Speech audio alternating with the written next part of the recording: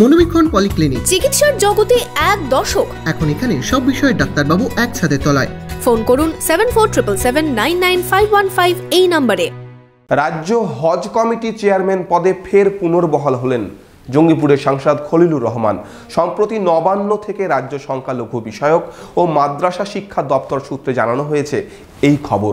দায়িত্ব পাওয়ার পরই হজ যাত্রীদের সংখ্যা বাড়ানোর দিকে নজর জঙ্গিপুরের সাংসদের। আপনার আনন্দে আমাদের উদযাপন।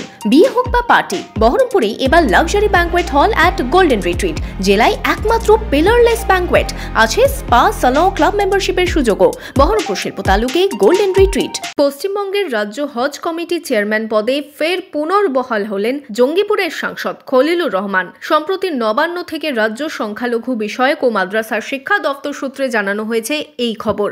পুনরায় চেয়ারম্যান পদে দায়িত্ব নেওয়ার পর খলিলুর রহমান জানান, পশ্চিমবঙ্গের হজ যাত্রীদের যে কোটা রয়েছে তা দীর্ঘদিন ধরেই পূরণ হচ্ছে না। আমি চেষ্টা করব সেই কোটা পূরণের জন্য। মুর্শিদাবাদ জেলা থেকেও যাতে হজ যাত্রীর সংখ্যা বাড়ানো যায় তা নিয়েও চেষ্টা করবেন বলে জানান তিনি।